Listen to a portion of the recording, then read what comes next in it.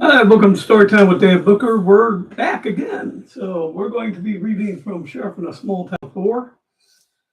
You can see all four books up here with my other ones. And we're going to, today's chapter is negotiations.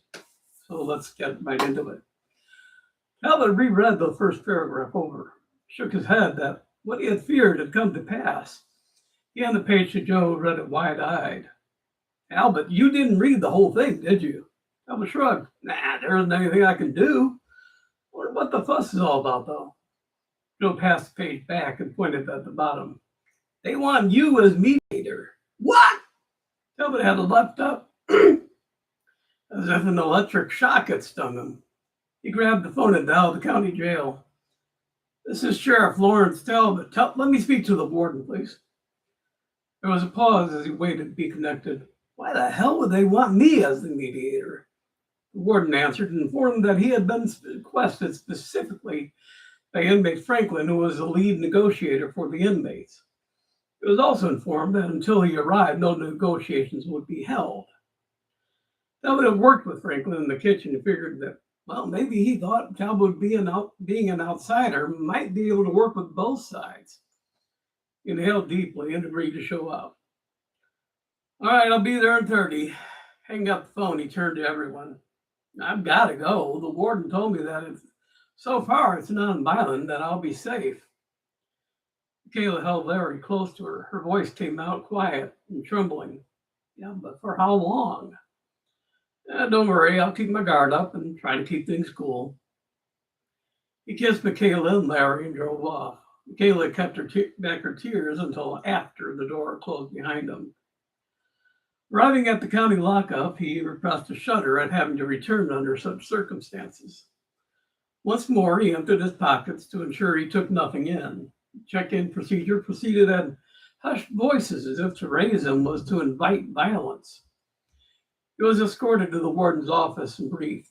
The warden was sitting behind his desk, red-faced and angry. He pointed a finger at Talbot the moment he entered. You don't promise a damn thing, understand? All you do is keep their attention while I get the guards armed and ready. Sir, do the inmates have weapons? No, but it doesn't matter if they do or don't. They're not going to rat on my watch. And if they think I'm going to listen to any complaints by force, they've got another thing coming. Talbot turned to the escort. Please escort me to the gate. There isn't any reason for me to be here. He turned and headed out. The warden slammed his fist on the desk. You get your ass back here immediately. Talbot turned slowly and deliberately. Warden, I came here in good faith to act as mediator. You obviously cannot be trusted to negotiate in good faith, so I'm at a loss as how I can do what I was asked to do. The warden looked sullenly at Talbot, but conceded that he had been asked by the rioters and would need to be able to promise that their demands would at least be listened to. He authorized Talbot to discuss the demands and to write down any compromises that would be acceptable if he felt the rioters were asking for more than could be delivered. Whatever you bring me, I'll look into and see if we can do it. Talbot still felt that he was here to be a tethered kid, but he'd given his word and he'd keep it. The moment he stepped out of hearing range, the warden looked at the guard. He had everyone in riot gear and hidden around the dining facility. Don't let them be seen until I give the word, then toss in the tear gas and storm the place. Do whatever you have to get back control. I was about to follow the order when he stopped. Sir, won't that put the sheriff in danger? So what? The warden was disdainful. He rose and stared out the window. I'm in control of this, not some small town sheriff. When I give the word, you do as I ordered you to do. Man was still hesitant. Warden Mueller, I'll inform the duty officer of your order and see that he gets the men lined up. Warden snapped around from the window. Hell, you will. He's liable to disobey. You do it yourself and hurry. Move. The man scurried off, but being new and inexperienced, he decided to seek out the duty officer's advice first. In that action, he probably saved many lives. In the courthouse, Makayla was on the phone with Rocky in his capacity as mayor. She wanted to know if he could call the governor and see if anything could be done. Rocky had Rocky had met the governor a few times for meetings, and though seemingly a stern man, he was fair and willing to listen. Rocky explained the situation, also the reputation the warden of the county jail had. He heard quite a bit about him from Morgan, who had an intense dislike of him, and from other former inmates he'd recaptured to send back while sheriff. Governor was willing to do what he could to defuse the situation. Called the county administrator, who called the prison. The deputy warden had left to attend the meeting with the rioters. He was the opposite of the warden in most respects. The warden had received numerous complaints regarding the food, the availability of showers, the lack of education, all of which he had been met with a blind refusal to even consider changes. The warden had only one consideration. Inmates were there to be punished. Rehabilitation was a waste of time, effort, and funds. On the way to the dining hall, Deputy Warden Hampton explained Talbot's position and that he was welcome to offer suggestions as part of his duties. In the dining hall manager's office, Franklin was standing with quite a few of the kitchen inmates surrounding the office. More of the rioters were standing around, waiting to see if the need to take things further arose or if the situation could be handled without violence. Well, either way, they were ready. Sitting in the office, Hampton looked out at the group. Franklin, before we begin, I request that the rest of the crew finish the lunch meal. Withholding the meal will only serve to agitate the population further. Franklin considered this as reassuring. If the deputy warden was looking for ways to diffuse tension, then there was hope. So, has the warden authorized you to deal with us on his behalf? I'll take whatever issues you bring up to him for action. He was taking a chance answering without really answering, but hoped it would go unnoticed. Talbot sat on the end of the table with the two men on opposite sides. Franklin opened the discussion with a list of demands. First, we want showers more often. We're getting into the hot time and folks are smelling bad. We only get 2 showers a week. It isn't enough. Second, we want food that actually tastes like something. It's terrible, and we've got to eat it every single stinking day. Hell, I know we're inmates, but damn it, it's not like the folks in here are hardened criminals. Third, we want a broader education department, and so our time here has something to do with rehabilitating us. After all, that's what it says we're here for. He sat back with arms crossed, ready to hear objections to everything. Warden Hampton leaned on the table. Well, let's look at the shower situation first. We're somewhat overcrowded at the moment and will continue to be, so it seems. So we can't do anything about that yet, but the situation does call for an increase in availability of the showers. Would you be willing to accept 3 times a week as a means of accommodating everybody? Talbot had a question. Well, will the current system provide enough hot water for that often? Hampton was a little taken back at the question. Well, you have a point. We'll work out a schedule for showering by bay so everyone has hot water or at least room above warm. May take a while for it to be straightened out since we'll have to work it on the fly, but we will work it out. Franklin nodded acceptance. Seeing the meeting might be productive, he had his crew resume the meal so it'd be out on time. Hampton breathed a sigh of relief. He sat in thought as he tried to think of anything could be done to increase the number of educational opportunities. As to education, I'll talk to the community colleges around here and see what we can do. I'll need a list of what inmates want to learn. I'll communicate it to the schools and see how we can meet the needs.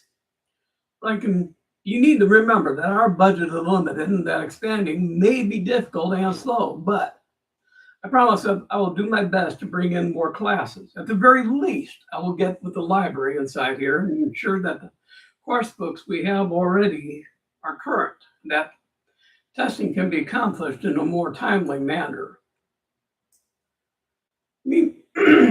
Meanwhile, the warden. I am sorry. Hold on. Let me get my voice back. Meanwhile, the warden went looking for his deputy to pick up some more men without the watch knowing and suit them up for riot gear. Not finding him, he figured that his deputy had gone along with the sheriff. Well, if he wants to be a martyr, that's his lookout. He went to pick the men and position them himself. County administrator hung up the phone after the call from the governor, quickly searched out the file on Warden Mueller. Somehow the file was buried in a cabinet that didn't even cover prisons. He made a mental note to get with the file manager. Even though Mueller was in charge of a low-tier facility, he was a hardliner who didn't manage but ruled. He considered that perhaps it was time to change out the wardens. After being informed that Mueller wouldn't listen to ideas from the inmates on changes that would be reasonable and that his obstinacy was what caused the riot, made the decision that much easier. The phone call to the duty officer was brief.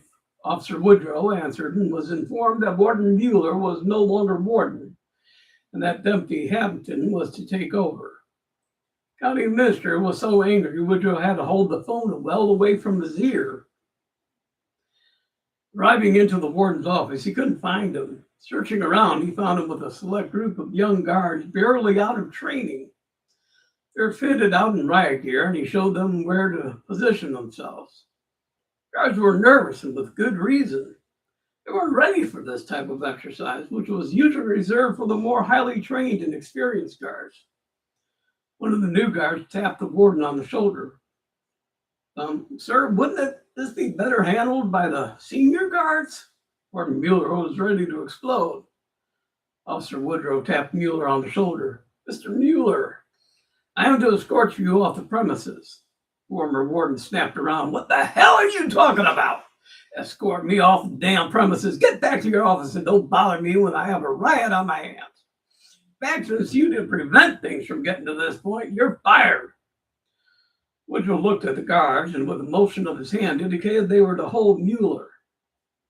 Look of shock on his face was almost comical as he was pinned, his keys and an identification card stripped, and he was placed in handcuffs.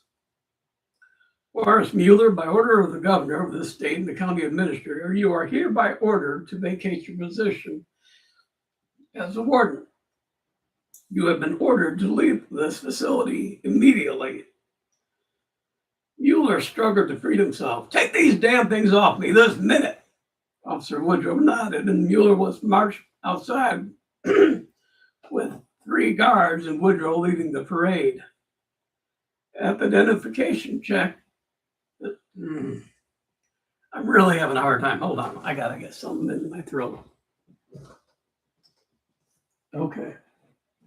I do apologize. We're almost to the end, but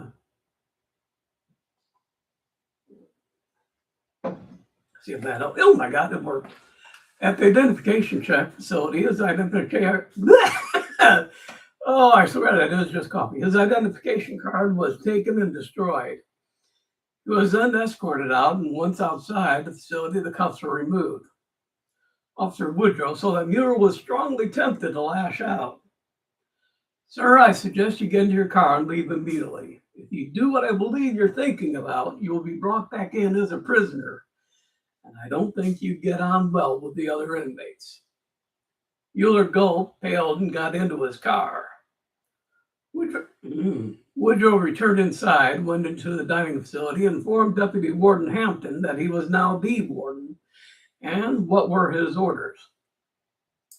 I think we're almost at agreement on the articles that were brought up. We looked at Franklin for confirmation. Yeah, we're good, except the punishment that's coming to us for this. What's that coming to? Warden Hampton sat back and rubbed his temples. Though outwardly calm, he had been under considerable pressure, both from the conference and the fact that he had been sure that at any moment there would be a blast of tear gas and the surge of armed guards to retake the facility. I'll tell you what, have the cars go back to their stations and resume normal operations. Franklin, I'm hoping I don't regret what I'm about to say. I'm not going to punish anyone for this action. You have submitted numerous complaints that were tossed without being read. The things you were asking for were reasonable. It had been resolved, and Mueller had given even a cursory consideration to them. Let's wipe this from our minds, save for what we have agreed to, and start again. Finishing, his voice took on an air of authority, and his face became stern. This is not giving you license to riot again. If you send complaints to me, I'll address them. They cannot be resolved. I'll state plainly why. I don't want to have any misunderstanding. Another riot will be handled according to the nature and reason for it, and it may not be treated as gently as this has been.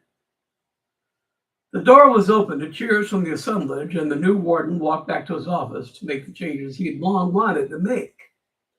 Talbot went home, relieved that things were resolved and he was free. All right, that's it for this chapter. The next chapter is high flyers. No, it's not about them getting up in a plane. About something else. So we'll get going with that one on, what day is today? Friday. Today is Tuesday. So that's it for today. I appreciate you being here. Hope you enjoyed the chapter. I apologize for my voice. I'll figure out something that I can drink beforehand. Maybe scotch would be good for that. We'll see. Anyways, be good to yourself, and I hope to see you again in a couple days. Take it easy, and we'll see you on Friday. Bye.